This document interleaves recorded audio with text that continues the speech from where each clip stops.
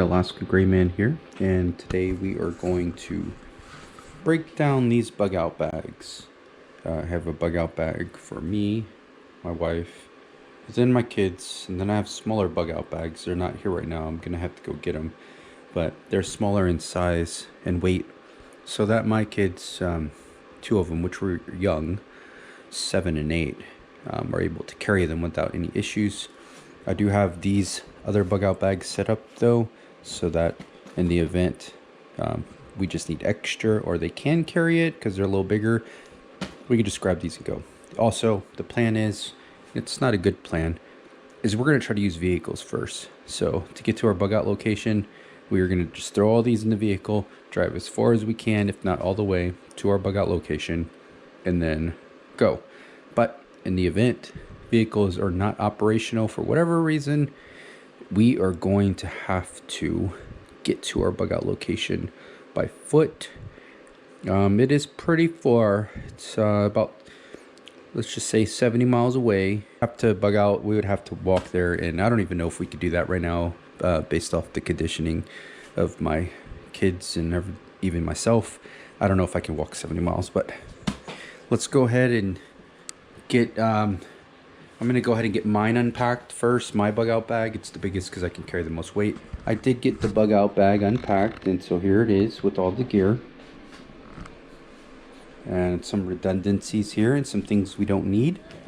One of the things we don't need is this map of Texas anymore because we're in Alaska, and well, we do need a map of Alaska, but for Texas it was a very busy place, and tons of roads, so it's always good to have that there. So some things I had in my pack, and some of this is geared for Texas, was water purification tablets, some Sawyer mini squeeze with the bag, an additional bag, a way to boil the water if needed, and I thought there was a Lifestraw in here, but I don't see it. I do have some of these emergency water packets. It's not a lot. It's probably enough just to get us going for the beginning of the trip if needed, but it's always good to have water in hand. I'll probably throw some water bottles in here. So some things I have also in here is these cheap little Mylar blankets. Just threw a couple of these in here. Some warmers, some additional warmer stuff, and little first aid kit I made. Does have a lot of drugs in here, like nothing serious, but Tylenol, stuff for your stomach. I'll have to go through this and show you guys in a separate video of what I pack. Some Gorilla Tape. Gorilla Tape's always good. Some cordage with an extra toothbrush.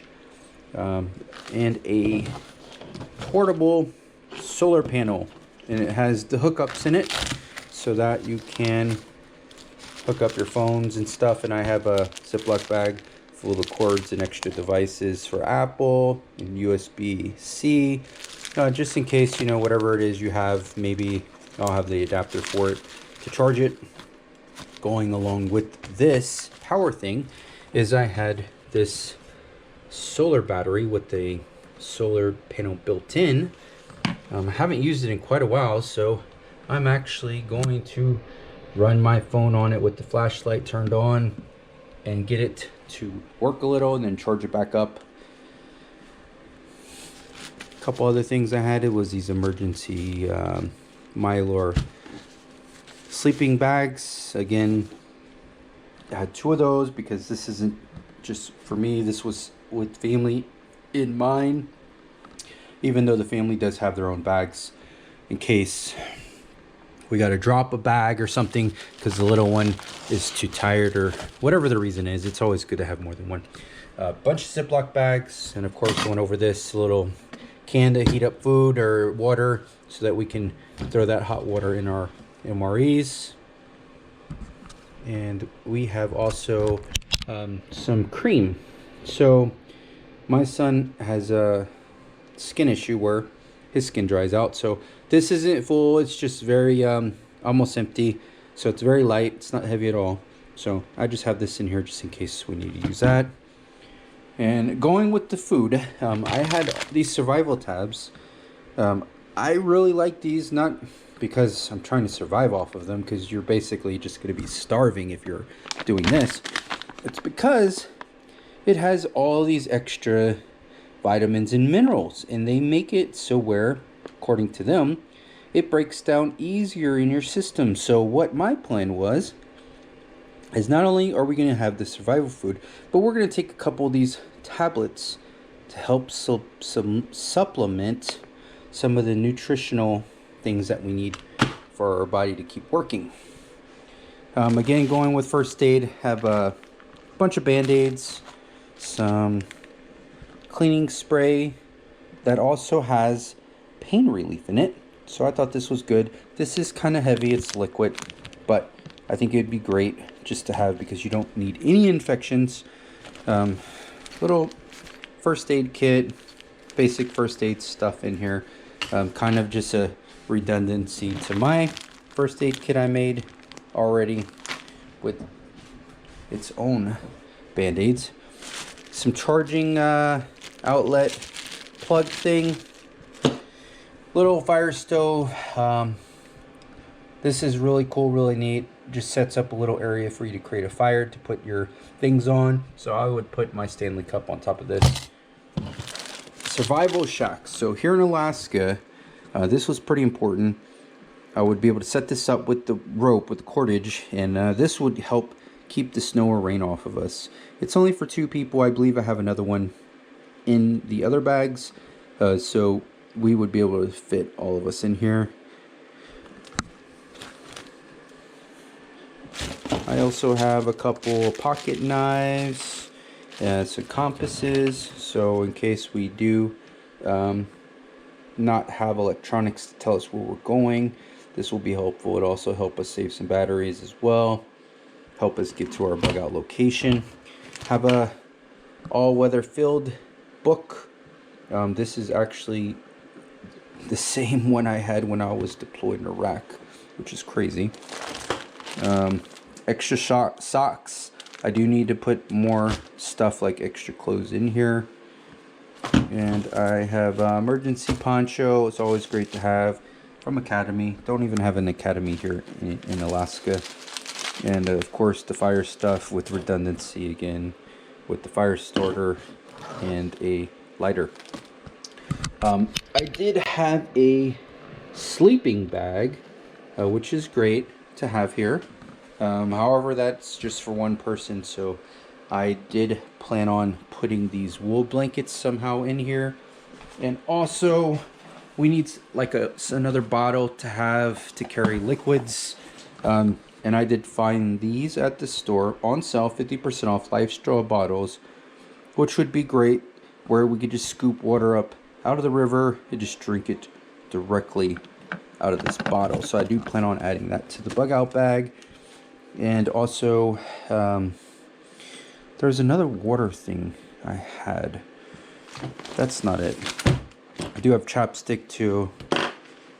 And I have this right here in this water thing in it. So this is, the Survival Doctor's Handbook. And I did actually get this wet. So the pages kind of, they're kind of all like dried out. You know how a book gets that dried out feeling anyway. This is again, Survival Doctor's Complete Handbook. I thought this would be handy to have with me if there's no electronics. And also, this isn't the Alaska one. I take this back. This is the wild edible plants of Texas, so this would be absolutely useless to us. So this, along with the Texas maps, are going to go out of here. Getting rid of that because don't need it. So that right there is a reason why you need to go through your stuff. Make sure it's up to date. Some things I do need to focus on is maybe an extra pair of clothes. And I'll need to go through a checklist to see exactly what else I need to do. I know I probably need a tourniquet. I do have this brace here in case someone breaks something. Hopefully that doesn't happen. And that looks like that is it for my bug out bag for this one. So I am going to add some more heat warmer thingies because we went to Costco's and bought a whole bunch. So got to be mindful of the weight. and the water bottle, and maybe some medicines and things that the kids need or I need. Some things I want to get rid of is I don't need this many zip ties. It's good to have. It's good to have, but I don't need that many zip ties. I probably can get rid of some of these Ziploc bags, even though they don't weigh a lot, so maybe not. I do have these dry bags. It's a whole bunch of them. I should probably distribute those to the other bags so that every bag has a dry bag. Maybe not so much with the first aid stuff. Maybe make sure that's distributed a little better. And I don't know. Maybe I only need one compass. We'll see. I do want to get this weight down, so we will have to go through that. So anyway, let me go ahead and get this organized and show you what I'm putting back into this bag. And also, just to let you know, this sleeping bag is not a really cold rated sleeping bag. This was for Texas, so it is a very light sleeping bag. So what I would like to do actually is replace this sleeping bag with one of these wool blankets. The wool blankets will keep you warmer. You know, if it gets wet, it'll still keep you warm. So that wool blanket will definitely be way more beneficial to this sleeping bag. So I'll be right back with more to show. So something else, you know, as I was going through my gear, undoing my sleeping bag, I noticed that this sleeping bag used to sit in our RV, and I took it out at one time to put it in my bag, but the zipper is broken right here and right here. So in two places, this is where the feet go right here. This is the side, so this sleeping bag would never be able to be zipped up all the way, which would kind of defeat some purposes of you staying warm. So just another good reason to go through your gear every once in a while. I can't tell what this is, if maybe a mouse or something was chewing on this and chewed through it. It's kind of like what it looks like though. However, I don't see any other signs of any other rodent stuff, but I don't know what else would have caused this, to be honest. So I think it was a mouse. Anyway, just wanted to show you guys that. One other thing that I forgot to mention is that I do have this hand crank radio, and when I took it out, I put it on the charger and I forgot that I had it. And so I have my items that I need to put back in my bug out bag. One of the important things to do when putting this back in your bag is make sure that the weight is distributed where you want it to be. For example, you want the area on the back of the bag that's against your back to have all the weight. That way it's easier for you to carry because it's closer to your body. So what I'm going to try to do is I'm going to try to put things that aren't super heavy right here in this little pouch. I was going to put this wool blanket here, but the blanket's kind of heavy, so I'm actually going to put it in just like this in the back against my back so that the weight will help distribute better and it'll be easier to carry this bag. So I'm going to put light things in here, maybe some food, some extra clothes and things like that in here, including the first aid, just so it's easily accessible. So let's take a look and see how this will work out. I do have this. I need to take these out and put them in Ziploc bags or something better because there's a hole, and if this gets wet, that won't be good. All right, so I just want to show you guys, I'm going to load this up with 9 of these Mountain House mills. I decided that I would put it in this pack, that way it will leave a lot of room in the big pack, leave up a lot of space because they're just kind of big packets. So I was able to place these in here to get them to fit well. Next, I'm going to put these survival tabs. Now these survival tabs are supposed to last you 48 hours, but if you stretch them, they can last up to 96 hours in extreme conditions. Now, we're not going to be just using these survival tabs whenever we're bugging out. This is going to be in addition to these Mountain House mills, just to give us the extra vitamins and different things, including, I believe there's amino acids in here. Could be wrong, but I thought that's what it was that was special about this. But we are going to throw these in here as well. Same area, and there is a little more room now that I organized it better, and that will fit just fine, and it'll zip up perfectly. So this will be like our food compartment. All right, right, as I was about to get my wool blanket and pull it in here, I grabbed my sewing kit. So it was in there. This is also very important to have to fix rips and different things that you may run into while you are out and about. And it would really be handy if you rip like your jacket or your pants or something, you just don't have an extra pair with you. You could just go ahead and sew it right up. And here in Alaska, it being super cold, this will come in handy if you rip like something that's supposed to keep you warm. So let's go ahead and get this wool blanket in here. And this thing is, I gotta see how much it weighs, but it feels like it weighs about 3 or 4 pounds. It's pretty big wool blanket. This will definitely keep us warm, so it is worth its weight in gold, because if we need it here in Alaska, this might be what keeps us surviving from freezing to death. All right, so I just finished the bag, packing it up. Some things I need to go through are these hooks, then cable ties or zip ties. Need to go through the zip ties. Also, I went ahead and broke down these dry bags, and I threw some stuff in the dry bags. Oh, I do need to throw this notebook back in here, and this chapstick. But everything else is in there. Now, some things that I do need to add to it, and I did create like an Excel spreadsheet to help me organize this a little better. I do need some type of saw, which I do have a saw.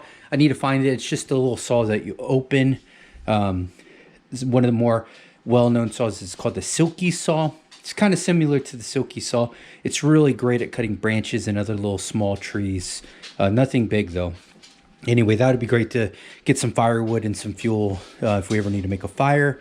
And I do need to get some extra clothes in here. So maybe a pair of pants and maybe another shirt. I do have that undershirt, but another shirt would be great. And also I need to get my face covers and my gloves thrown in here, just so that I'm not running around the house looking for it in case there is an emergency where we just got to grab and go. So anyway, this is my bug out bag, Dad's bug out bag. And so anyway, next is to go through everyone else's bags. Yay! And I got 2 more wool blankets there. So one of the things that we do focus on is redundancy here. So not only will I have a wool blanket, but my wife will have a wool blanket, and probably my oldest son will have a wool blanket, because we can carry the heaviest weight. And if we're ever separated or we just need 3 wool blankets because we are a big family, we will have enough wool blankets to keep us warm. Something else I do want to mention is that we need a mat. Something to put on the ground, because as you know, you do not want to be laying on that ground, especially if it's frozen. That ground will just suck away the heat from your body, and you'll probably end up freezing to death overnight. So that is something else I need to add to this, well, to all of our bags, because in the worst case scenario, we are walking to our bug out location, we need something to sleep on. And I don't think I want to spend time cutting trees down or finding things to lay on the ground for us to lay on, because that would just be a waste of energy for the amount of time we're going to have to be walking to our location. Hopefully driving, but worst case, walking through the cold to our location. Anyway, I hope you enjoyed this video. New to YouTube, please subscribe to my channel if you like. I do plan on making more videos on preparedness in the preparedness community, including freeze drying food and food storage, amongst other things, and helpful tips and things that I do here in Alaska that may apply to you and your situation. One other thing I do want to mention is that I did have the N95 mask in all my bags when COVID came around. We took them all out because we needed a mask, and there was a mask shortage. I do need to replenish that. That was something else that I had, which is great here because we have volcanoes, and there just so happened to be Mount Spur. Mount Spur is becoming active lately, and my wife was telling me how when Mount Spur erupted last time in Anchorage, they had ash everywhere and they had to wear a mask. And you know, I was like, oh yeah, we need to get masks. Anyway, please subscribe, stay tuned for more videos. Please give me a thumbs up. You know how the algorithm likes that information, and I would love to have you as a member and a person following my channel. And if there's any suggestions you can make on things that you would include in a winter bug out bag, please let me know.